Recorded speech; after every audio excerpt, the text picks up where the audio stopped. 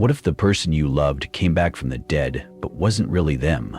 Years after fleeing his cursed hometown, Eli returns, drawn by whispers from the abandoned house on Bradley Hollow. But the past has been waiting. The floors remember, the walls whisper names, and beneath it all lies a ritual that demands one more offering.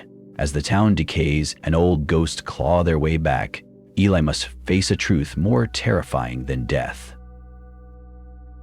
Some homes don't want you to leave. Some memories don't want to be forgotten. And some doors should have never been opened, they told me.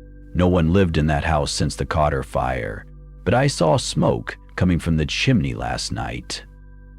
The road into Winsbury curved like a snake through naked trees and frostbitten fields, the kind of place that seemed to exhale silence even at noon. The sky was a dull, relentless gray, the kind that never promised snow but hung low enough to crush hope anyway.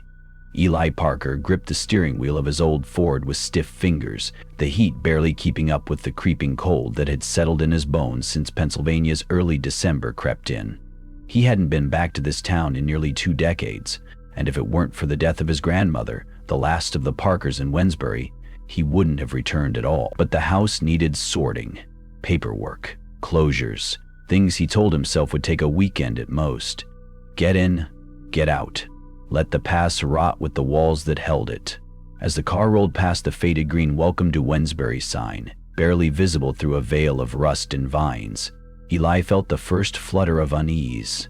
Not fear exactly, but memory. This town had a stillness he remembered well, a quiet too complete. The kind of quiet that wasn't absence, but presence, listening. He parked in front of the old Parker house, a sagging Victorian, tucked behind a crooked picket fence on Sycamore Lane. The front steps creaked under his boots as he made his way to the door, the key cold and unfamiliar in his hand. When he pushed the door open, the scent of dust, mildew, and something faintly sweet greeted him. An old perfume, maybe, something his grandmother used to wear. The house hadn't changed much. Same peeling wallpaper, same threadbare carpet, same heavy grandfather clock at the end of the hallway that hadn't worked since 1984. As Eli moved through the house, the air felt thick, not just from disuse, but from memory. Every step echoed too loud. Every creak of the floorboard sounded like a whisper just behind him. Upstairs, the bedrooms had been cleared years ago when Gran stopped climbing the steps. But the attic was still packed. Boxes of forgotten things, yellowed photos, and the occasional spider curling in corners. He wasn't ready to face that yet. Instead, he lit a fire in the old brick hearth, more out of habit than need, and let himself sink into the fraying couch. That night, sleep came in fragments. He dreamed of the woods behind the house where he and the neighborhood boys used to ride bikes. But in the dream, the trees were taller. Wrong. They loomed like they were leaning in, listening. Something moved between them. A figure, maybe, or just the wind curling like a voice. He awoke to cold sweat and the faint creak of footsteps upstairs. Eli sat up, heart pounding in his chest. The clock read 3:12 a.m. He listened. Nothing.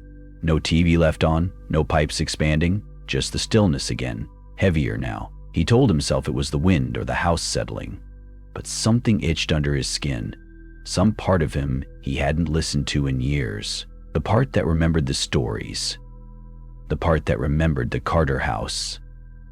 Bradley Hollow sat at the edge of the woods, just a 10-minute walk behind Gran's property.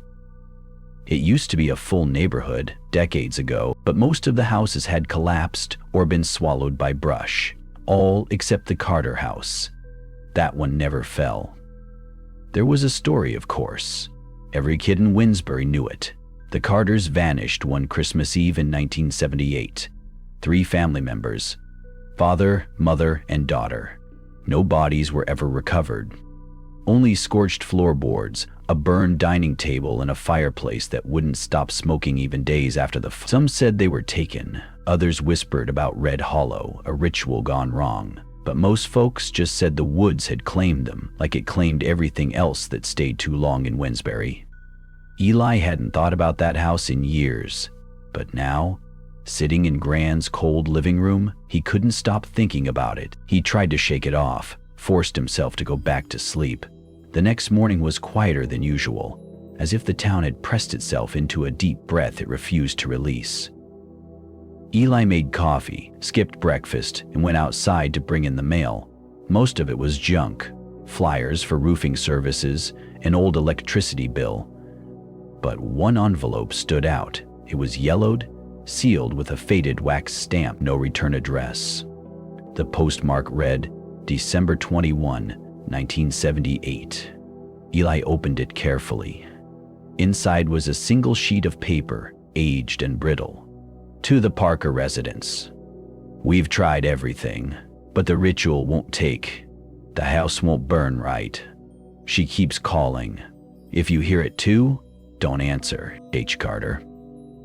He stared at the letter for a long time. Then he did something he hadn't done in years. He walked into the woods. The path to Bradley Hollow was barely visible now, more an impression in the underbrush than a trail. But his feet remembered it. It was colder in the trees, unnaturally cold, like stepping into a room that hadn't known sunlight in years. The deeper he walked, the more silent it became. Not even birdsong, just wind threading through the bare limbs like whispers in a foreign tongue. And then he saw it, the Carter house. Still standing, still intact, and from the chimney, a thin trail of smoke curling upward like a beckoning finger. Eli stood still for a long moment, staring at the thin ribbon of smoke rising against the gray sky. It looked so out of place, like a brushstroke on an old painting that had long since dried and cracked. No birds, no animals, no wind. The world around the Carter house was motionless. The trees curved inward toward it, their branches bare and gnarled, framing the house like ribs around a heart long stopped. The house itself was wrong. It should have collapsed decades ago, and yet the two-story structure remained nearly untouched by time, its clapboard siding only faintly weathered, the porch intact, the windows dark and curtainless.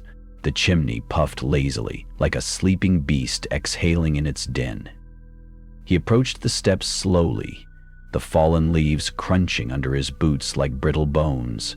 A thin layer of frost clung to the railings, and as he reached out, something in his chest clenched. He paused, hand hovering just above the wooden rail. The door stood slightly ajar, not enough to be welcoming, just enough to say, "We're waiting." Eli cleared his throat, as if noise could assert control over the unease curling inside him. "Hello?" he called out, knowing full well no one would answer. The air shifted as he stepped across the threshold. It didn't get colder, but heavier. Like walking underwater, his breath slowed. The house was dim inside, lit only by the dull light filtering through the smeared windows. Dust hung in the air, floating in still currents. There were no cobwebs, no signs of decay. Everything inside looked used, lived in. The furniture, though old-fashioned, was clean. A thick rug stretched across the floor, and a fire crackled low in the hearth, its flames orange and steady. Eli's eyes drifted to the dining table. There were 3 place settings: china plates, silver forks, folded cloth napkins, and on each plate, a serving of what looked like roast beef, steamed carrots, and mashed potatoes. The food was hot. He could smell it. Salt, grease, something faintly sweet. He took a step closer. The chairs were pushed back slightly, as if the diners had just stood up and walked away mid-meal. The clock on the wall ticked. Ticked. Ticked. He hadn't noticed it before. It was the only sound in the house, apart from the low pop of the firewood and his own heartbeat. He moved through the house slowly, every footstep cautious. In the living room, a framed family photo sat above the mantel. A man, a woman, and a young girl, probably no older than 8. He recognized the image from an old newspaper article, long forgotten, but now resurfacing like flotsam in his memory. The Carters. This was their house. But this couldn't be their house. It wasn't possible. The fire, the disappearance, the years. He should have turned and left. He should have run. Instead, he climbed the stairs. They groaned beneath his weight, not as a protest, but more like an announcement. Upstairs, the hallway was narrow, lined with floral wallpaper yellowed by time. The doors were all closed. He picked the one at the end. A bedroom. A child's room. The bed was neatly made, a stuffed bear resting against the pillow. The air smelled faintly of lavender and something else beneath it. Something metallic, like rust, like blood. On the vanity, a snow globe sat in the center. He picked it up and turned it. Inside, a tiny replica of the house, nestled in trees with little white flakes floating down. When the flakes settled, Eli noticed something odd. A tiny figure stood outside the miniature house inside the globe. A man, wearing a coat just like his, and the figure was moving. He blinked, looked again. The figure was gone. He set the snow globe down quickly and backed away from the vanity, his breath now visible in the air, though the room wasn't cold. A floorboard creaked behind him. He turned. No one. Just the hall again. But the bedroom door was now closed. He could have sworn he'd left it open. "Okay," he whispered, voice shaky. "I'm done." He rushed back down the stairs. The fire was out. The food on the table now looked days old, gray, shriveled, lifeless. A moldy stink hung in the air. He headed for the door, hand reaching for the knob. It wouldn't turn. He twisted harder, yanked, nothing. Behind him, he heard a low rhythmic knocking. Knock, knock, knock. It wasn't at the door. It was coming from the walls. No, inside the walls. His heart pounded as he turned, eyes darting across the room. Then the knocking stopped. The silence that followed was almost worse. Eli backed away from the door, every nerve alight. He moved past the dining table, toward the kitchen, thinking maybe there was a back exit. Then he saw the painting. It hadn't been there before. Hanging above the mantel was a canvas, rough, done in oil, thick brushstrokes. It showed the house, this house, from the outside. Nighttime, chimney smoking, and in one of the upstairs windows, barely visible, a figure staring out. It wore a long white nightgown, hair falling over its face, and in its hand, a snow globe. Eli stepped closer, squinted. The figure's eyes were just dark pits, but its posture, the curve of the shoulders, the way it tilted its head, it was familiar, too familiar. It looked just like Clara. He staggered back, knocking into the table. The plates clattered. Then he heard it again, a soft creak, floorboards bending.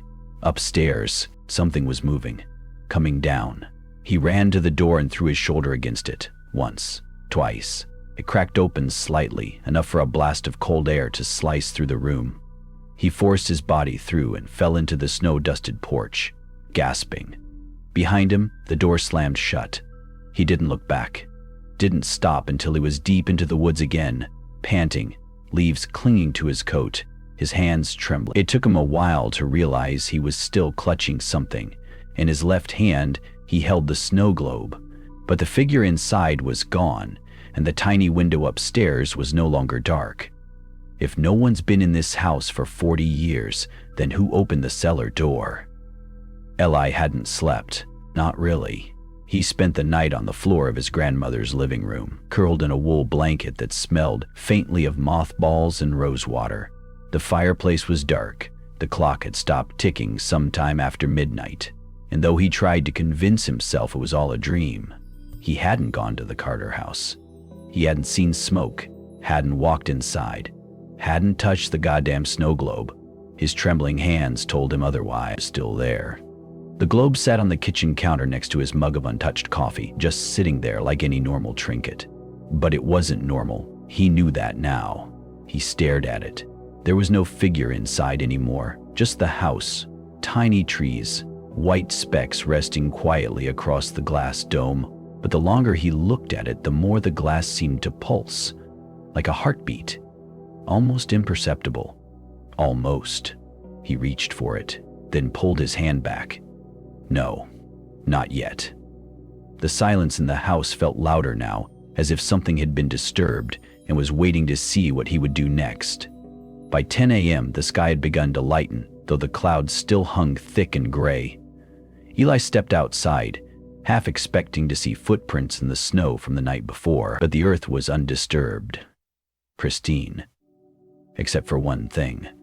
On the porch, just below the window pane, 3 small lines had been drawn into the frost. 3 vertical scratches. Thin, deliberate, like claw marks or writing. He bent down and stared at them. They weren't random. They were Roman numerals. I-3. His breath fogged the air in front of him. He stepped back inside, locking the door behind him more out of ritual than logic. Then he picked up the snow globe and placed it inside a wooden drawer, slamming it shut. Maybe he could leave. Maybe he should. But his car wouldn't start. The engine coughed and sputtered, then died. Battery was fine, fuel tank full, nothing obvious, but it refused to turn over, like the machine itself had decided he wasn't going anywhere. By noon, a light snow had started falling. Eli bundled up, grabbed the old flashlight from the kitchen drawer, and decided to visit the neighbor. If anyone still lived close by, it would be Martha. She had always been a bit of a local historian, a keeper of whispers. Her cottage stood at the edge of the Parker property, hidden by overgrown hedges and a warped fence that leaned like it had lost the will to stand straight. Eli walked up the cracked stone path, knocked twice. The door opened almost instantly. Martha hadn't aged much since he last saw her. White braid, thin frame wrapped in a patchwork shawl, and the same sharp gray eyes that looked like they saw more than most should. "You shouldn't be here, Eli Parker," she said. "No hello, no pleasantries." "I could say the same," he replied. She stepped aside, letting him in without another word. Inside, the house was warm, cluttered with books and dried herbs hanging from ceiling beams. A fire burned in a small iron stove, and on the mantel above it sat a row of photos, some in color, some black and white, all weathered. He saw one of himself, age 8, standing with his grandmother and 2 other children he couldn't quite remember. They were in the woods, all of them smiling. "I went to the Carter house," he said. She didn't react. "I saw smoke. I went inside. There was dinner on the table, hot, 3 plates. Still nothing." Then she nodded, slowly. "It's opening again," she whispered. "What is?" She sat in her rocking chair, fingers lacing together on her lap. "Every 30 years. That's how long it sleeps." "Are you saying the house comes back?" She looked up at him. "No, Eli. The house never left. It's you that came back." He didn't know how to respond. Martha leaned forward, her voice low. "The Hollow wants something. Every cycle it chooses someone to wear the name. The last time, it was Harold Carter." Eli frowned. "The father?" She nodded. "He wrote a letter to my grandmother. I found it yesterday, dated 1978. She never told you?" "She told me to stay out of the woods. That was about it." "She was part of it once," Martha said, her voice thinning like old parchment. "So was I. We didn't understand it then. We thought we could use it, bring back what was lost." Eli sat down across from her. "Use what?" "The ritual, the rite of returning." He froze. "You know that name?" He nodded. "There was a book in the Carter house. You read from it? Just a few words?" Martha closed her eyes. "You've already begun." Eli felt a deep, nauseating lurch in his stomach. "What does it do?" She didn't speak right away. Then, "It gives you what you ask for, but not the way you want it. Not all of it. Just enough to hurt." A gust of wind rattled the windows. He remembered the painting, the face that looked like Clara's, the snow globe, the knocking. "What if I stop now?" he asked. Martha looked at him like he just asked to undo gravity. "You can't. The Hollow's got your name now. It's been written." He stood. "I need to see more. I need to know what happened." She didn't stop him, but as he reached the door, she said one last thing. If you hear it knocking again, don't answer. Not the first time, not the second, but never the third. He turned to ask what she meant, but her eyes had gone to the fire. It was still burning, but it cast no shadow. He walked back through the woods slowly, snow clinging to his boots, breath sharp and fast. The world around him seemed to hum now, like a distant engine winding up. He could feel it under the skin, behind the trees, in the ground. When he reached the Parker house, the front door was already open. He hadn't left it that way. Inside, nothing seemed touched. Nothing moved, except the cellar door. It hung ajar, and at the bottom of the dark stairwell, just barely visible in the flickering light, a single candle burned on the floor.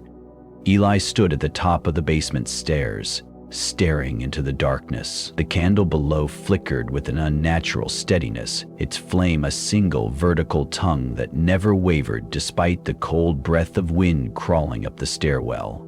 He wasn't sure why he stepped forward. Maybe it was because of what Martha said. The hollow has your name now. Or maybe because the silence was becoming unbearable. Silence, after all, was never truly silent in Wednesbury. Not here. Not in this house. Each step creaked as he descended, the sound sharp against the hush. The walls grew narrower, the air damper. He smelled earth, old wood, and something deeper, like ash soaked in rust, the kind of scent that seemed too heavy to rise naturally, the kind that settled in lungs and stayed there. The basement was small. Stone walls, uneven floor, and a single shelf sagging under the weight of rusted jars and forgotten tools. The candle sat in the center, on the ground, illuminating a small ring drawn in chalk. Symbols encircled it, hand-drawn, wobbly, smeared in places, as though someone had scrawled them hastily and then had second thoughts. Ellie crouched, fingers trembling, and touched the wax. It was real, warm, melt pooling, but the floor beneath the candle was dry, too dry. He looked around. In the far corner something glinted. Metal? He approached and found an old trunk, the latch rusted but loose. When he opened it, the hinges groaned like a low breath escaping something that had waited far too long. Inside were scraps of fabric, a broken locket, and a bundle of letters tied with frayed strips. He lifted the bundle out. The top envelope read, "To M. Parker, 1978. Do not destroy." He opened the first letter. Martha, she's calling them again. Emily hears her through the walls.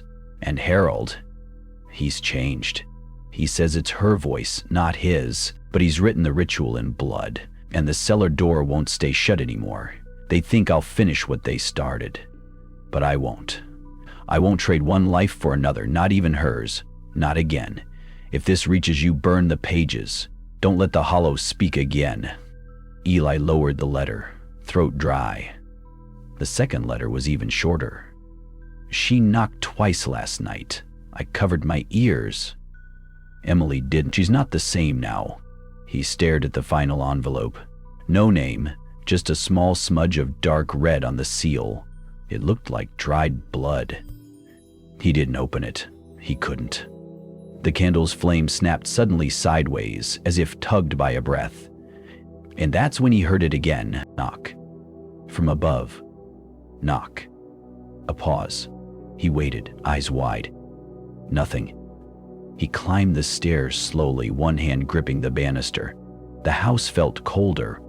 The fireplace hadn't been lit, but now the chimney exhaled a thin wisp of smoke, faint but present.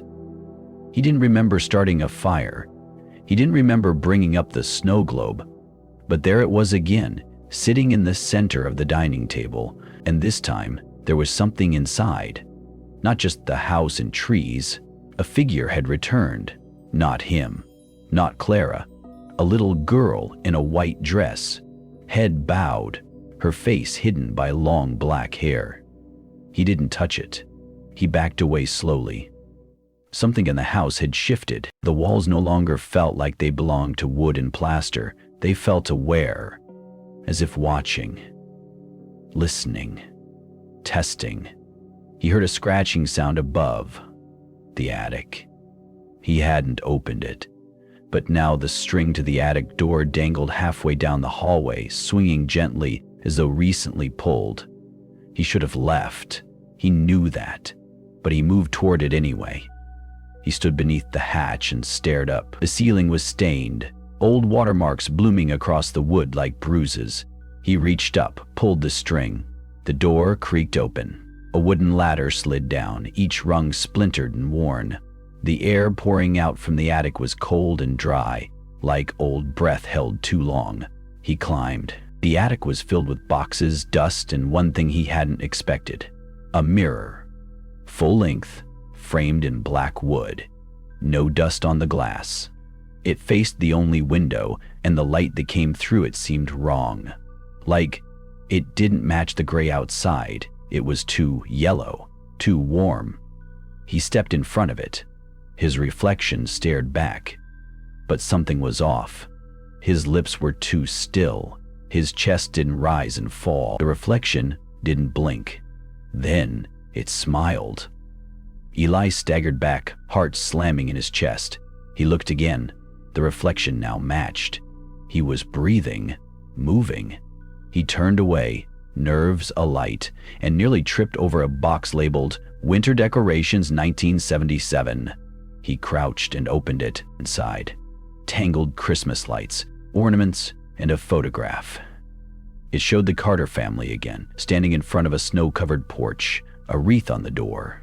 A little girl, Emily, he guessed, holding a gift-wrapped box, and behind them, standing in the shadows of the doorway, another figure, unclear, unnamed, but tall, familiar. Eli turned the photo over, scrawled in pencil. All together for the last time. He heard it then, a voice, not in the room, in the walls. A woman's voice, soft and distant, calling his name. Eli? It was Clara's voice. He froze. Then came the first knock, soft, measured. Then another, slightly louder. He covered his ears, waited. Nothing. But when he turned to leave the attic, he saw something written in the dust on the window pane. 3 words, dragged by a finger from inside the glass. Third knock soon. The third knock always means it's already too late.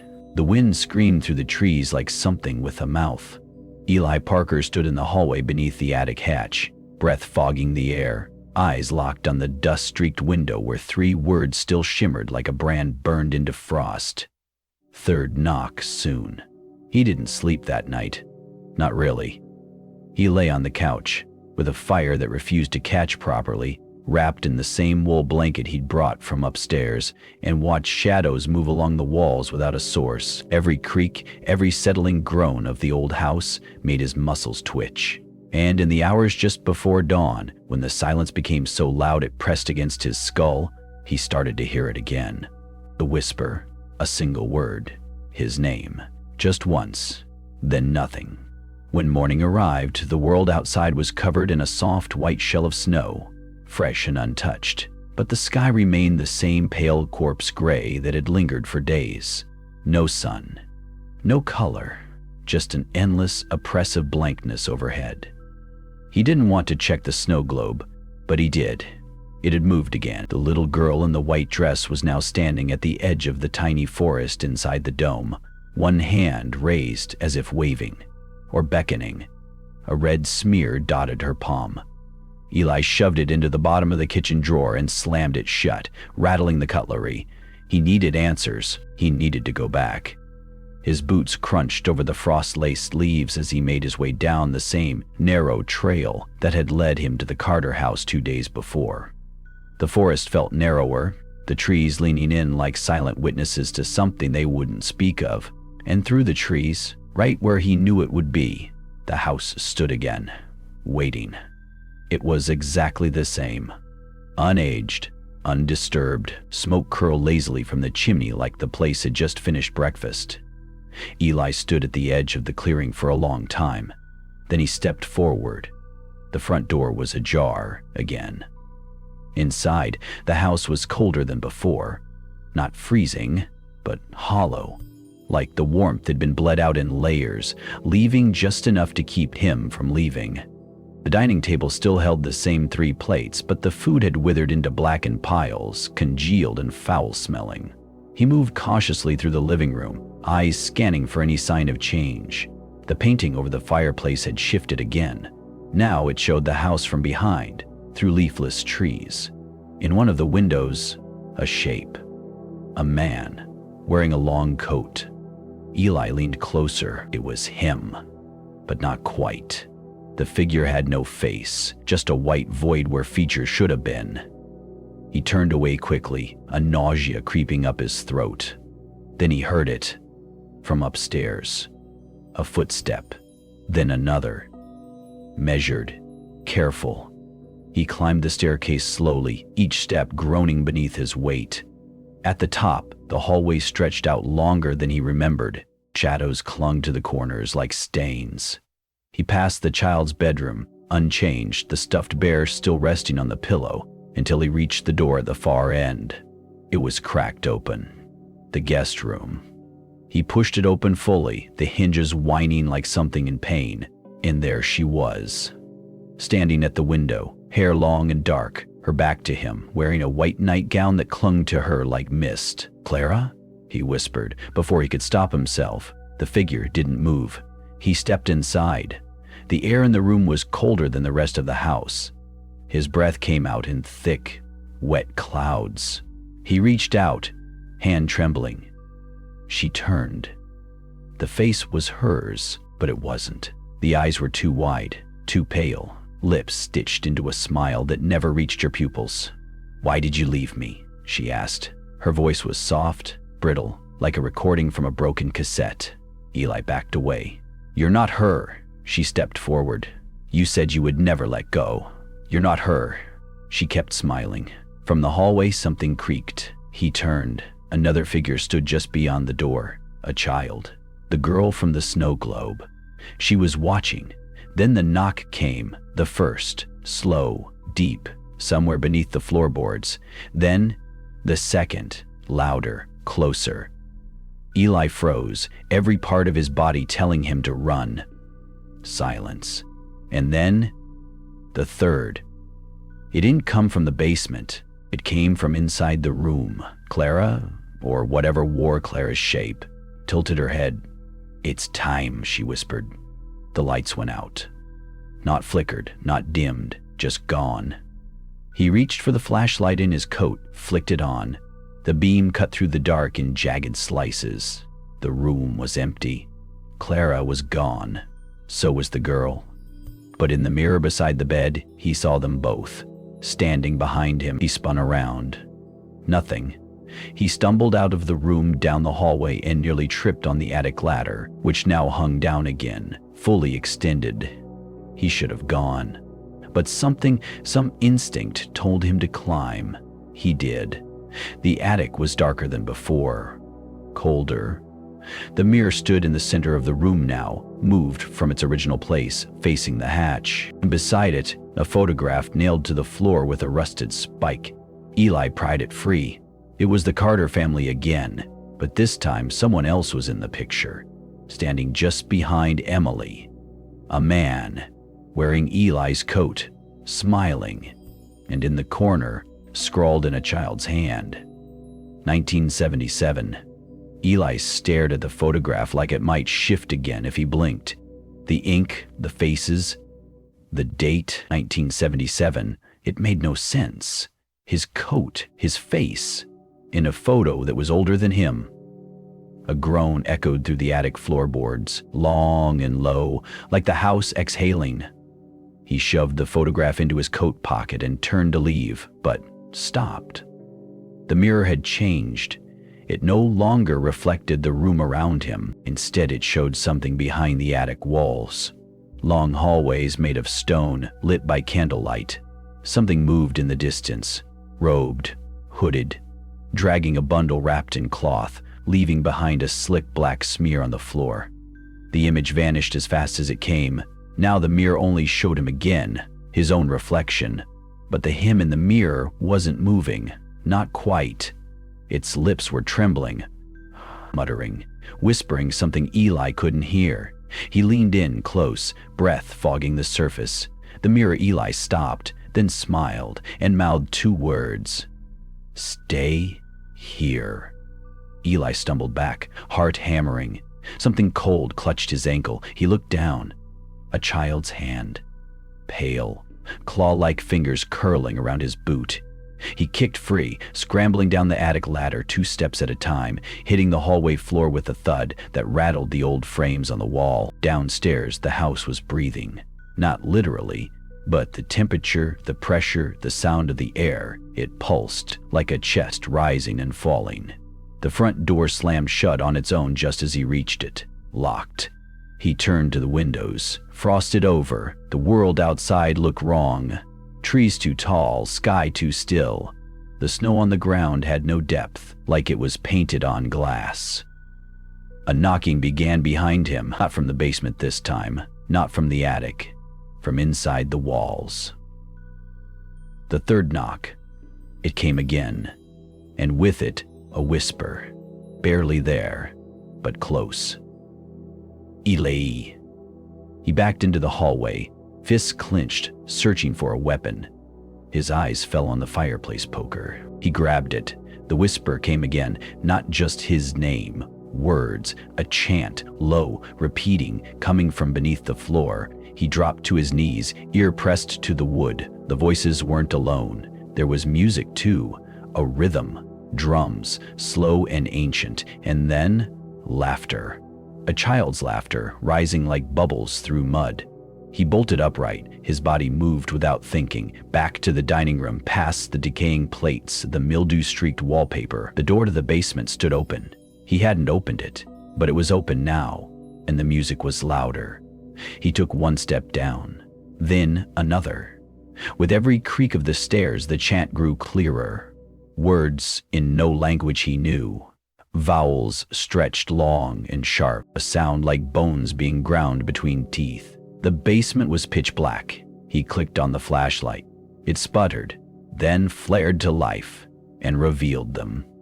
6 figures, standing in a perfect circle, robed in black, hoods over their faces. Each held a candle. The wax burned blue. Their feet were bare and crusted with soil.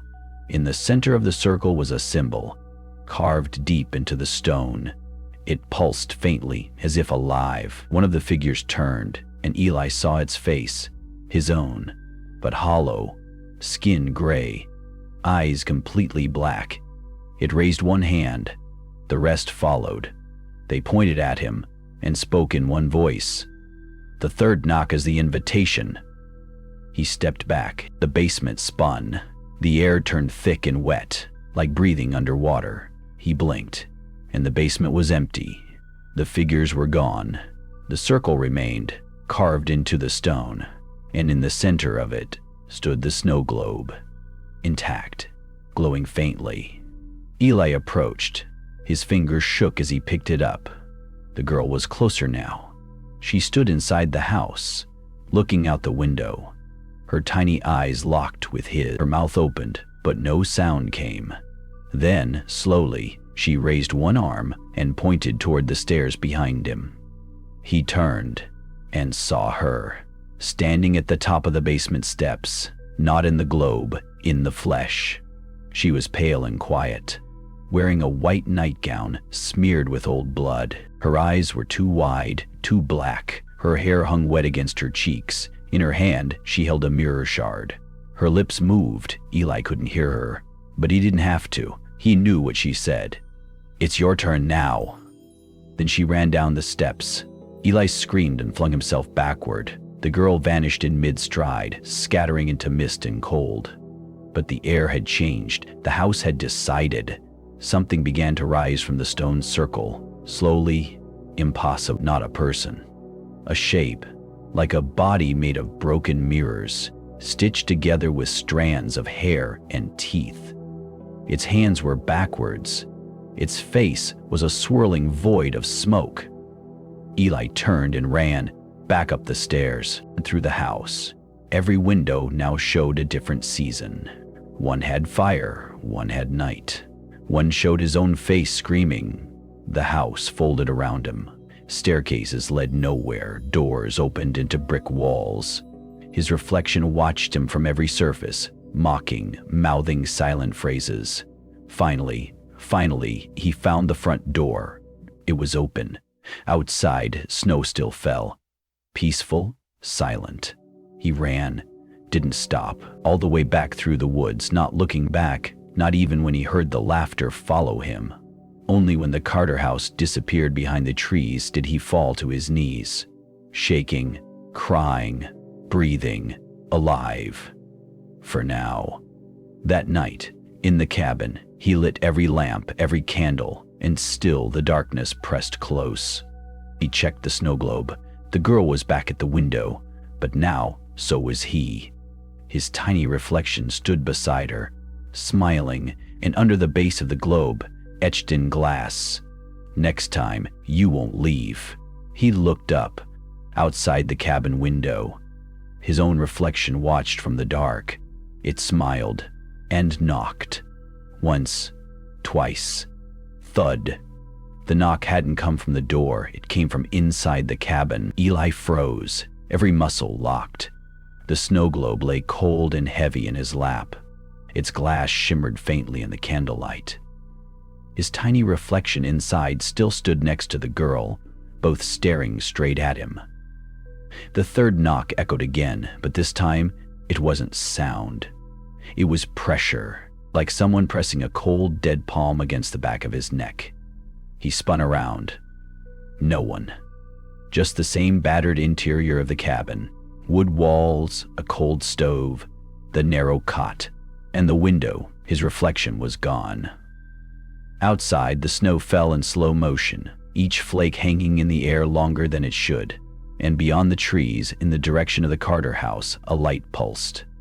Red and slow, like a heartbeat. He couldn't stay here. He stuffed the snow globe into his bag, threw on his coat, and stepped out into the night. The cold was worse than before, not just biting, but intentional, like it was wrapping around him, testing for weakness. His breath hung thick in the air, but didn't drift. It just lingered, motionless. The woods were silent. No wind, no owls, not even the creak of branches. Just that pulse. Red, far away, calling. He should have gone back to town, but part of him knew, deep down, that town was already gone. Maybe not physically, maybe not yet, but something was coming. And it had started with that house, with that basement, with the invitation.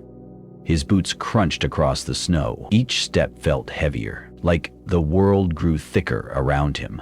The trees leaned in. The path twisted, even though he knew it by heart. Then he saw it. A figure ahead, standing still in the trail, cloaked, hooded. It didn't move. Eli stopped, gripped the poker he'd taken from the cabin. "Who are you?" he called. No response. He stepped closer. Still no movement, just the shape, cloaked in black, barely outlined against the snow. Then the figure tilted its head, just slightly, unnatural, like a puppet without strings. Eli took another step. The figure stepped back, then turned and walked into the woods. Not hurried, not running, waiting. Eli hesitated, then followed, not because he wanted to, but because something pulled him, deep in the spine, like a hook lodged in the base of his skull. The figure led him off path between trees that hadn't been there before. The woods changed, grew older. The air smelled like rot and stone and damp leaves long buried. Then the path opened, and he saw the circle. Torches ringed a clearing, their flames blue and motionless. No wind, yet they flickered. In the center, a mirror. 7 feet tall, framed in dark wood carved with symbols. Its surface shimmered like oil. The hooded figure stood before it and turned. The hood fell back. Eli's breath caught. It was him. Not just a look-alike, him, but older, weathered, eyes like burned-out stars. "You came," the reflection said. "This isn't real," Eli whispered. "You're not me." The reflection stepped closer, barefoot in the snow. Not yet. But you brought the offering. Eli clutched the snow globe. The reflection smiled. Then the ritual is ready. The mirror behind them shimmered. Eli took a step back. What ritual? What the hell is this? The reflection's eyes flicked to the globe. You broke the rule, Eli. You opened the house. You looked inside the attic. You saw the memory. You heard the third knock. I didn't ask for any of this. But you listened. The reflection interrupted. And now, you're part of it. The torches flared. The trees around the clearing shifted, turned into walls. The snow into floorboards. The mirror stood like a doorway. And the house was back. He was inside again, only different. Older. Deader. The mirror pulsed. The frame trembled. A sound came from behind it. Wet breathing, like lungs inhaling smoke. You have a choice, the reflection said. Enter. And take your place? Or stay out here and be unmade? Eli shook his head. No. I want out. I want to leave. I didn't agree to this. The mirror shimmered. Another figure appeared behind the glass. The girl. She pressed her hand to the inside of the mirror. Blood smeared where her fingers touched. Behind her, the room, the circle, the ritual, the hooded ones. They were chanting again. Eli stared. What is this place? The between, the reflection said. The thin layer where memory becomes echo, where mirrors hold more than light, where the ritual waits. For what? For you. Eli dropped the globe. It didn't shatter. It sank into the floor, like ice melting into skin. The girl inside screamed. He turned to run, but the clearing had vanished. He stood in the basement again. Candlelight, symbols on the floor, the smell of burnt hair and dust, and behind him, footsteps. He turned. Someone came down the stairs. Not him, not a reflection. Her, Alice Carter, but not 12, not dead, grown. Her hair was gray, her eyes empty. She walked to the mirror, untouched by time, and spoke. You brought it back. That's all we needed. Eli stepped back. What is this? Alice looked at him. The Carter house doesn't haunt people, Eli. It remembers them. You were always here, always part of the loop. The house just had to wake up. He shook his head. No, I'm not one of them. I'm not. But he couldn't finish. Because now, in the mirror, the figure had no face, only his clothes. And the sound of the third knock came again. Once, twice, and then black. Eli blinked. He was no longer in the basement. The candles were gone. The stairs, the walls, the smell of dust and burnt hair, gone. Only the mirror remained, standing upright in the middle of an empty field of ash, like the house had been reduced to memory and then wiped clean. Around him, the ground stretched endlessly in every direction, gray and lifeless. The sky above bled crimson like an endless wound refusing to close. He stumbled back, breath ragged, but the air tasted dry and flat, like paper left in the sun too long. Then he heard it, the sound of chanting. Soft at first, almost indistinct, but growing louder, fuller, wrapping around him in strange layers, voices without mouths, languages that tasted like static and burned the tongue of comprehension. The mirror pulsed once, then again, and on the third pulse, a door formed within it, not metaphorically, not symbolically. A literal black door appeared inside the glass, framed by bone, handle fashioned from something disturbingly human. It creaked open. A child stepped out. Not just any child, the girl, the one from the snow globe, the one from the memory, the one who smiled without blinking and always watched. But now she wasn't smiling. Her mouth was stitched shut. She pointed behind Eli. He turned slowly. The Carter house stood there, whole again, but wrong. Its structure bent in angles that didn't align. Windows blinked, the roof breathed. Its porch peeled like skin, and on its door, carved freshly into the rotten wood, was a single word: return. Eli tried to scream, but the sound caught in his throat. The girl tugged his sleeve, hard. Then, for the first time, she spoke, even though her mouth hadn't opened. "You left us there," her voice said directly into his mind. "You let the door shut. You let them finish the circle without you." "I didn't know," Eli whispered. "I didn't mean to." "Doesn't matter.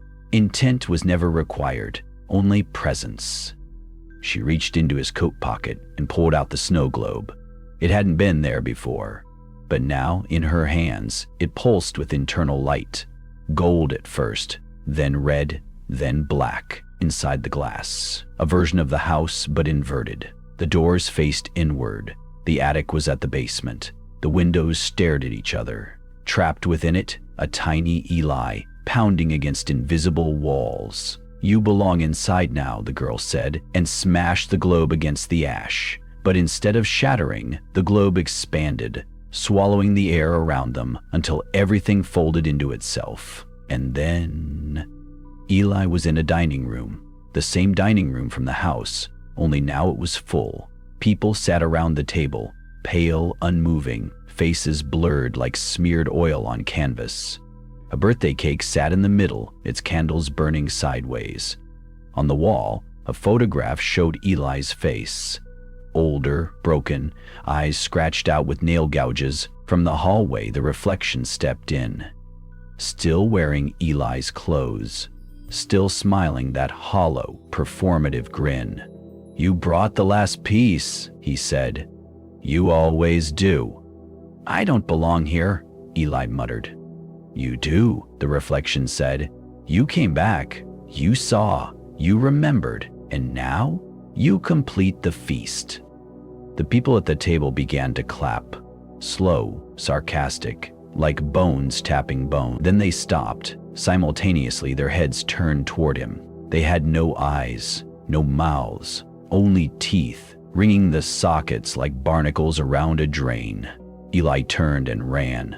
Down the hall, past the walls that bled, past the stairs that folded into themselves. He ran until he reached the attic. He burst through the door, and it was full of mirrors, hundreds. Each one a window into a different room of the house. Some old, some future, some impossible. In one, he saw himself as a child, staring at the Carter house from outside a police cordon. In another, he saw himself with no mouth, watching silently as the girl burned the dining table. In another, he wasn't there at all, just the others. And in all of them, one figure stood in the background, always watching. The girl. She stepped through a mirror behind him. "You've always known this wasn't just a house," she said. "It's a cage for memory, for guilt, for stories that don't want to end." "I want out," Eli begged. "Please, just tell me what I need to do." She handed him a key. It looked like bone. Cold, sharp, familiar. "The door is in the basement," she whispered. "It always was, but you can't leave alone." "Why?" "Because you came in with them." The walls rumbled. Footsteps, heavy, scraping. The hooded ones entered, one by one, through the mirrors. Their hoods were gone. Each one wore a face Eli recognized. His parents, his childhood neighbor, his school teacher, his younger self, his real self. Every version of who he could have been. Now hollow, voiceless, hungry. "You have to choose," the girl said. "One goes through, the rest stay." Eli looked at the key, then at the mirrors, then at the girl. "You tricked me," he said. "No." "You kept coming back." The ceiling cracked, the walls peeled, the Carter house collapsed in on itself like lungs collapsing after a final scream, and in the center, a door, black, marked with blood. Eli approached. The key in his hand trembled. Behind him, the hooded ones hissed. The girl touched his arm. "You don't escape the house, Eli. You just pass it forward." "What does that mean?" But she didn't answer. Instead, she opened her stitched mouth, and from within came a sound like every knock he'd ever ignored. 3 times, louder, faster, then silence. Eli turned the key. The door opened, and everything went dark. The air smelled like disinfectant and decay. Eli's eyes opened to a flickering fluorescent bulb swinging above. He lay on a hospital bed, wrists strapped to the rails, with frayed canvas restraints. A thin IV line dripped into his arm, though the bag was empty. His tongue felt heavy, metallic. When he tried to speak, only a gurgled croak emerged. He wasn't alone. In the corner of the room stood a man, back turned, still, not moving. Eli tried to lift his head, but the moment he did, the restraints groaned taut. The pain in his neck surged, like something had been opened there and never stitched back properly. His skin itched with invisible hands. The man turned. It wasn't a man, it was him, the version from the mirror, still dressed the same, still wearing that polite, stretched too tight smile like a mask stapled onto flesh. "Welcome home," Mirror Eli said softly. "Took you long enough?" Eli opened his mouth, but blood bubbled up instead of words. He coughed violently, and something small and hard spilled out. A tooth. His own. "You're not real," he choked. "None of this is." Mirror Eli stepped closer. "Isn't that what you told the girl back then? That it wasn't real? That she should stop crying, stop screaming because it was just pretend?" The memory hit like a cold nail through the skull. A little girl, locked in a closet, begging to be let out, begging Eli to stop the others from lighting the circle, begging through tears and mucus while they laughed, while he laughed. "No," Eli whispered. "That wasn't me. I didn't." But he had. At 12 years old, playing games he didn't understand, with friends he doesn't remember now. The Carter house had been abandoned even then. They'd broken in through the back, dared each other to go to the attic, found that old journal, the one written in wax pencil, the one that spoke of calling the hollow smile. They'd laughed, and they'd lit the candles anyway. Mariella leaned down until their noses nearly touched. "You don't get to bury it anymore. Not here. Not now." Then he smiled wider, unnaturally wide, and his mouth split open sideways. Not like a second smile, like a wound. From it spilled a rush of black moths, which swarmed Eli's face and vanished into his throat. He screamed. When he opened his eyes again, he was standing, unbound, but not alone. He was in the Carter house. The wallpaper peeled in slow motion. The staircase curved too long, like an optical illusion rendered physical. Every mirror reflected something that shouldn't be there. Shapes crawling just out of frame. And in the living room, seated on the old plaid couch, was Mara, alive, smiling, sipping from a chipped mug that read, "This is fine." Eli froze. She looked real, tangible, the way she used to on quiet mornings. Oversized sweater, bare feet tucked beneath her, staring into the middle distance like she was trying to outthink her own thoughts. "You came back," she said softly, not turning her head. "I waited." Eli stepped forward, but his feet felt like lead. "Mara? How?" She set the mug down, looked at him. "You left me in the basement." "No, I didn't. I swear." "Yes, you did." Her voice was calm, matter of fact, like they were discussing what to buy for dinner. "You heard me scream, and you ran. You didn't even look back." Eli shook his head violently. "That wasn't me. That thing. It took me somewhere else. I couldn't get back. I tried." "You were the one who read the words, Eli." She stood now. Her face flickered. First her eyes blinked, out of sync. Then her hands twitched like marionettes. Then her mouth smiled too widely, too long. "You summoned it." Eli backed into the hallway. "Whatever's doing this, whatever this place is, it's not you. You're not real." But her footsteps followed, silent on the wooden floor. "You know what's funny?" she said. "No," he whispered. "It is real. Every choice, every lie, every skipped apology, all of it. Real. The only part you don't recognize is that this house doesn't forget." The hallway twisted, literally twisted, becoming vertical. Gravity shifted sideways. Eli screamed as he was pulled down what used to be the wall, skidding until he crashed through a mirror at the end. He landed in the kitchen, upside down. The table was nailed to the ceiling. Chairs hung beneath it like chandeliers, and on the counter sat a plate of raw meat, still bleeding, still warm. The girl from before sat beside it, carving words into her arm with a spoon. She looked up. "Time to feed the house," she said. "It's always hungry this time of year." "What does it want?" Eli begged. "Memory." "Why?" She smiled. "Because memory is the only thing that tastes like truth." And behind her, on the bleeding plate of meat, Eli saw something unmistakable. His wedding ring, still on a severed, decaying finger. His. He dropped to his knees, nausea flooding his throat. "You were never going to let me leave," he muttered. "No," the girl said. "But you can rejoin." She offered him a knife, long, bone-handled. The blade curved unnaturally, like it had never been meant to cut flesh cleanly. "Cut the false pieces away," she said. "Make room for who you were." "I don't want to remember who I was." The girl tilted her head. "You don't have a choice." From the hallway came the sound of footsteps again, but this time not alone. Many, dozens of versions of Eli, each one twisted by a different path not taken. One wore a priest's collar and bled from the eyes. One carried a dead child in his arms. One wore nothing but a mask made from Mara's face.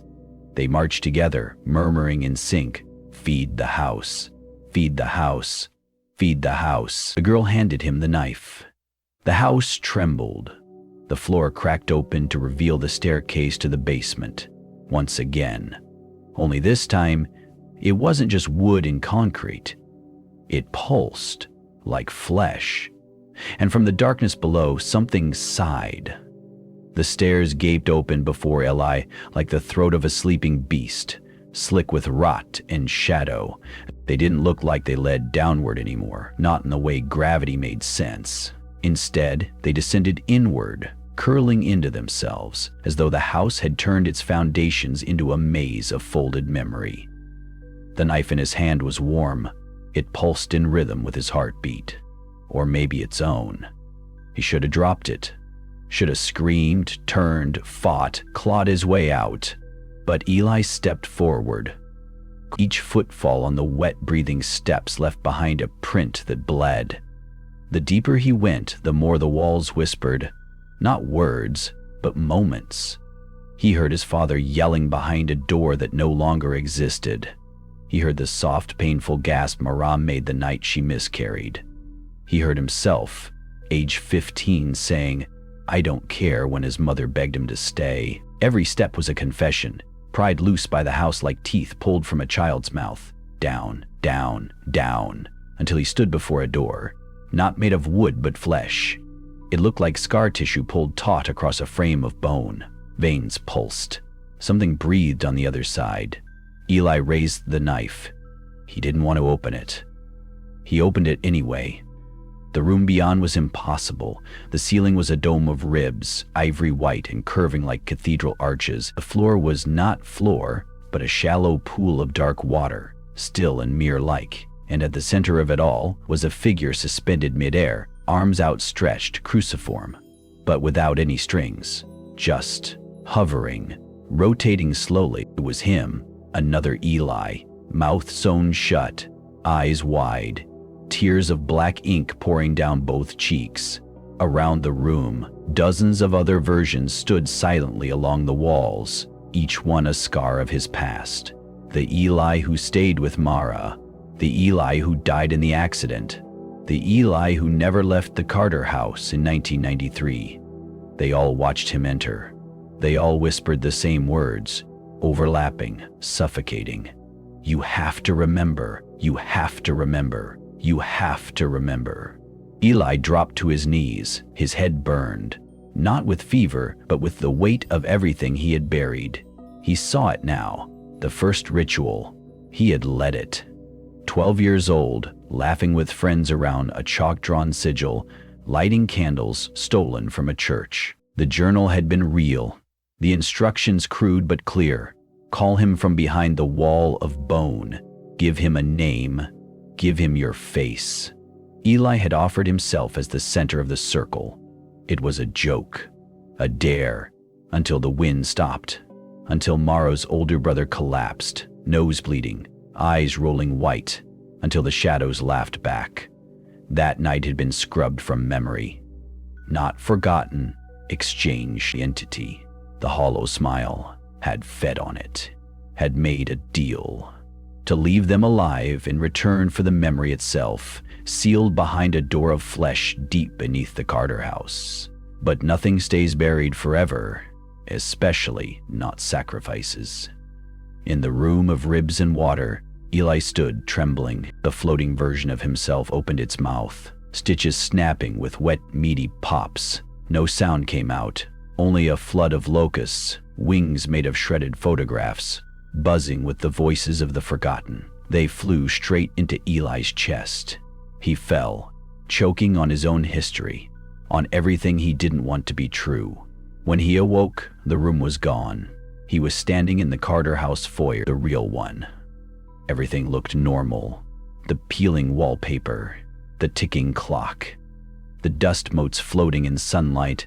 No blood, no voices, no reflection. Eli?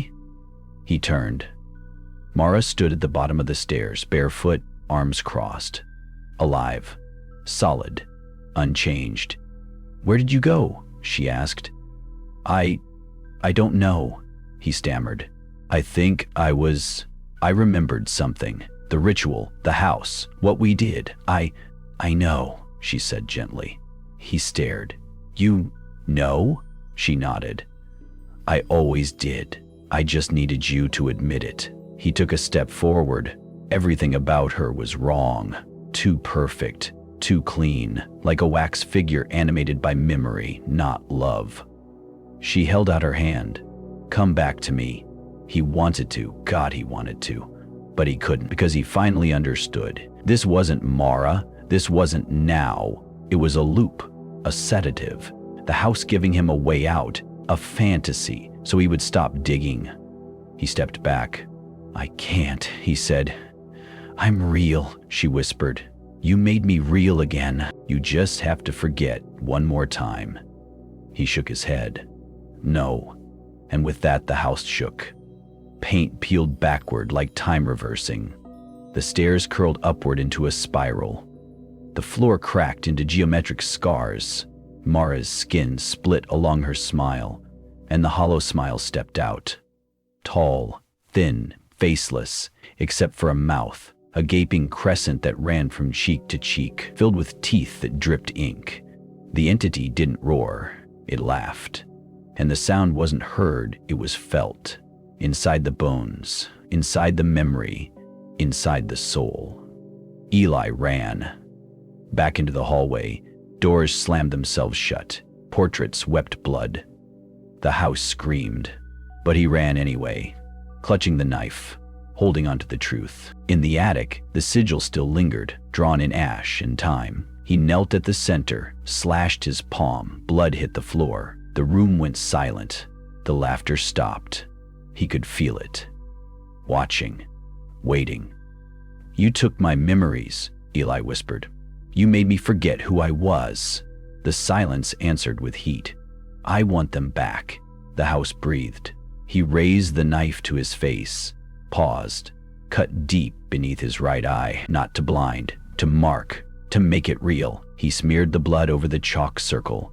The sigil ignited, not with flame, but with clarity. The attic shimmered, folded, unfolded, and before him stood a boy, himself, 12 years old, terrified, still holding the journal, though whispering the first words of the ritual. Eli stepped forward. The boy looked up. "I didn't mean to," the boy said. "I know," Eli said, "but we still have to finish it."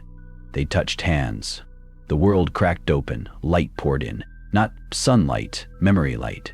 Moments returning like broken film reels stitched together. Mara's voice on their wedding day. His mother's hand brushing his cheek as she died. The basement door creaking open that night in 1993. the creature stepping through and smiling. Eli collapsed. He was alone again. No more whispers, no more mirrors, only the sound of dripping. He looked down. Blood, trailing from the attic floorboards into a narrow, fresh-cut slit in the wall. A new passage, breathing softly, inviting him in. He picked up the knife and stepped through. The corridor behind the slit in the attic wall wasn't built by human hands. Eli didn't walk through it so much as descend, knees locking and unlocking as he stumbled forward into a tunnel that pulsed like the inside of a lung. The air was thicker here, mucosal, damp, and reeking of formaldehyde and burnt sage. The knife in his hand, his totem now, guided him, or maybe it drew him. The further he moved, the more it felt like time was sagging, stretching into threads that dangled from the ceiling like cobwebs spun from old laughter. He could hear Mara again, but not as a voice, more like an echo, stuck in the grooves of memory, repeating the same sentence in a child's whisper. Don't turn around. Don't let it see your eyes. He didn't remember her ever saying that, but it didn't matter anymore. Nothing followed a linear path here. Not sound, not space, not regret. The tunnel opened. What lay beyond was a cathedral made of remains. The floor was bones, tiny ones, infant ribs, finger joints, milk teeth. They clicked underfoot like applause. The walls breathed in and out with a slow, wet rhythm, and the ceiling stretched upward into an endless darkness streaked with veins of flickering red. Candles hovered mid-air, not placed but suspended, swaying like they feared being noticed, and at the center of the cathedral, the altar. It wasn't stone. It was him, Eli. Or rather, another Eli. Unmoving, eyes sewn shut, chest hollowed open like a gutted deer. Organs missing, tongue placed neatly on the chest like an offering. A sigil had been carved deep into its sternum.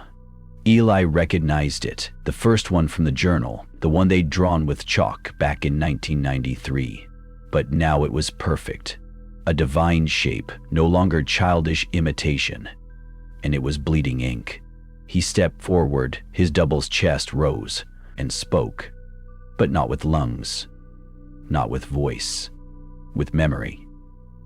In a blink, Eli was standing in the living room of the Carter house. But it wasn't 2025. It wasn't even real. He saw himself again, 12 years old, laughing, daring Mara to go first, holding the journal in trembling hands. The candles were cheap and dripping. The circle chalk was half smudged. The ritual had gone wrong because it had been wrong from the beginning. But still, they had called something, and when the circle broke, when Jeremy panicked and ran, the shadows had shifted. A shape had entered, no face, just teeth. It had offered a gift. You may forget, but the house never will.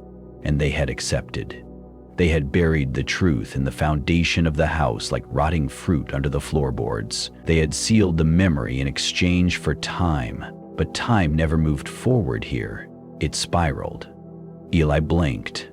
Back in the cathedral. The altar. Eli opened its mouth again. This time, a voice did come out. His mother's. Why did you leave me, Eli? Then his father's. I raised you better than this. Then Mara's. You promised you'd come back. He fell to his knees. No, he gasped. I came back. I remembered. I didn't run this time. The air shimmered. Behind the altar, something unfolded. It had been hiding in plain sight. A vertical crack in reality itself, stitched shut with spider legs and children's prayers. But now, the stitches were breaking. Something was waking. The hollow smile stepped forward, taller now, wider. Its grin reached from scalp to collarbone. Its body was shaped like a man, but stitched from others. A patchwork of mistakes. It wore Mara's arms, Jeremy's spine, his own face, but no eyes, only empty sockets, steaming with forgotten birthdays and unspoken apologies. You remember now? The thing said. It didn't move its mouth. It didn't need to. Eli shook. What are you? I'm what you gave your name to. I didn't mean to, but you did. The cathedral cracked with laughter, and the creature stepped aside. Behind it stood the original sigil, vast, carved into the very wall of the house's soul, filled with hundreds of candles, each one flickering with a different life Eli could have lived. You don't understand, the hollow smile hissed. The house isn't haunted. He stepped closer. You are. Eli dropped the knife. It didn't clatter. It sank into the floor, into the bones. The creature knelt. Give me your name, it said. One last time, and I'll let you go. I'll seal the past again. You'll wake up in a hospital. Mara will be alive. The Carter house will be bulldozed, and none of this will matter. Eli stared at the offer, at the doorway behind the sigil, at the altar shaped like his body, at the looping memories that had nearly eaten him whole, and for the first time since entering the house, he smiled. No. The hollow smile paused. Its grin dimmed, just for a second. I remember now, Eli said, and I choose to. He turned, faced the altar, and stepped onto it. The moment his feet touched his own corpse's ribs, the candles blew out, the ceiling groaned, the sigil burst into flame, not with heat, but with truth, and Eli began to speak. Not ritual words, not spells, just memories. One by one, he named each version of himself. The selfish boy, the forgetful man, the coward, the dreamer, the one who stayed, the one who left. He gave them shape, voice, and as he did, the hollow smile screamed, not from pain, from starvation. It fed on gaps, on silence, on voids where shame used to live. But Eli wasn't empty anymore. He was full, brimming with the worst parts of himself, and for the first time in decades, he owned them. The cathedral collapsed, the bones cracked and scattered, the stitched portal ripped, light poured in, the real world, daylight, sky, air that didn't taste like rot, and then silence. When Eli opened his eyes, he was back in the Carter house foyer, but something had changed. There were no shadows, no whispers, no mirror doors, just dust and quiet, and Mara's wedding ring sitting neatly on the stairs, where she had dropped it years ago. He picked it up, clutched it tight. Behind him, the walls groaned. He turned and saw a face staring at him from the mirror, but it wasn't his. Not entirely. It smiled, and the smile was almost human. Eli didn't speak for a long time. He stood in the foyer of the Carter house, the wedding ring still warm in his palm, though no one had touched it in years. Dust drifted through the shafts of light pouring in from the boarded windows, and everything smelled neutral. Not sweet, not rotten, not wet or scorched, just still. He turned to the mirror again. The face staring back wasn't entirely his, but neither was it other.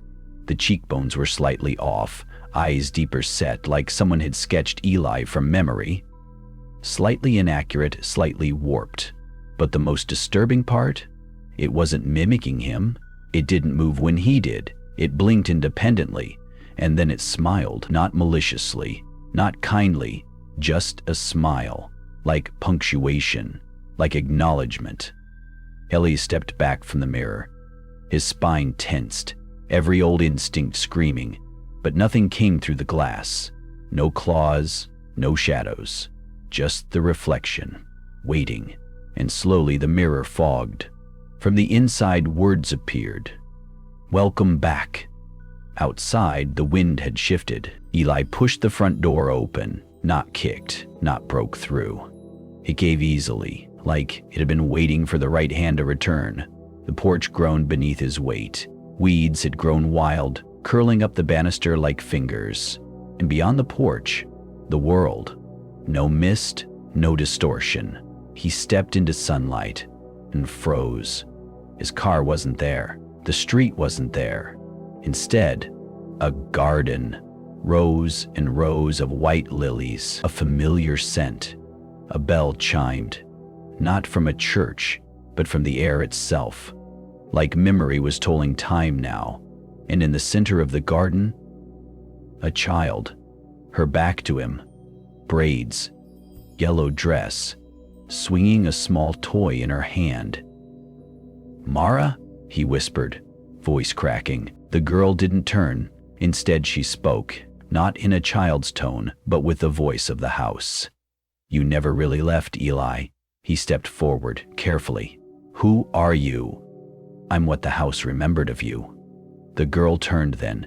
Her face was blank, no features, just skin, smooth, untouched, unmarked by time or trauma. Eli staggered back. "This isn't real." "It is," she said, "but not yours. You gave that one up." "I made a choice, and choices come with locks. You unlocked memory. Now you are memory." The lilies pulsed at her feet like breathing lungs. He fell to his knees. This wasn't the deal. There was no deal. There was only forgetting. She held out the toy. It was a plastic snow globe. Inside, the Carter house. Only, it wasn't broken. It was perfect. Painted white, windows gleaming, a wreath on the door, and someone, moving inside. "Who's in there?" he asked, not realizing he had taken the globe. "A new tenant," the girl replied. Eli shook the snow globe. Tiny flakes fell around the house inside. A figure approached the door, a man, slightly hunched, holding a suitcase. Eli's blood went cold. It was him. A younger version, clean-shaven, confused, arriving. "No," he whispered. The girl nodded. "Yes." "You're resetting it?" "Not resetting, remembering." Eli dropped the globe. It didn't break. It shimmered, a pulse, and suddenly he was back inside. Same foyer, same mirror, same smile, only now the hallway beyond looked new, restored, not just cleaned, renewed, like decades had peeled away. Footsteps echoed above. A voice called out, "Hello? Anyone here?" Eli turned, slow. A man appeared at the top of the stairs. Not him, but like him. Maybe his brother? Maybe someone else entirely? The man blinked, startled to see him. "You must be the caretaker," the stranger said. "Realtor said someone might still be tidying up. Sorry if I startled you." Eli opened his mouth. Nothing came. The stranger came down the stairs, glanced at the mirror, and frowned. "That thing give you the creeps too?" he chuckled. "I was thinking of covering it." He passed Eli without a second glance, humming now. Something upbeat. From the 90s, maybe. Eli watched. He was invisible, or worse, integrated. Not a ghost, not a man, just a presence, a residue of memory, folded neatly between the walls. The hours blurred. The new tenant unpacked boxes, hung pictures, lit a candle in the living room. All the while, Eli moved through the house like a shadow that refused to cling. In the attic, he found the trapdoor again, closed, but not locked, and beside it the old journal, open to the last page. A note, scrawled in different handwriting. "Do not rewrite what the house has chosen to remember." He flipped the page, blank. He pressed his hand to it. Blood smeared across the surface. Though he hadn't noticed the cut on his palm, ink rose where the blood touched. Letters formed. Mara, Jeremy, Carter, Eli, and beneath it, one space left. The knife appeared in the corner of the attic. Old, familiar, clean, waiting. Eli didn't take it. Not this time.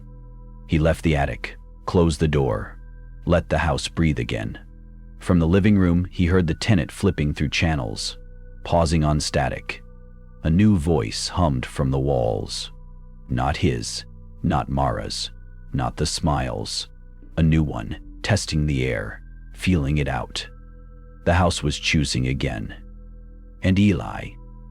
He was there, not trapped, not free, just present. A weight, a scent, a shift in reflection. Night fell. Outside, the lilies closed. Inside, the mirrors fogged again, this time without prompting. And from the glass, a voice came. "Do you remember your name?" Eli stared. His mouth opened, and for a moment, just a moment, he couldn't answer. Thank you for joining us on this descent into memory, madness, and the shadows that linger in forgotten houses. If this story haunted you even a little, if you paused before looking in the mirror tonight, then it has done its job. Every creak in the floorboards, every flicker in the dark, every name whispered from the walls, it all came from a place deep within the house, and maybe, just maybe, from a place deep within you. We're grateful you stayed until the end. And remember, some doors were never meant to be opened twice, but if you do, we'll be waiting right here. Until next time, sleep light and don't look back.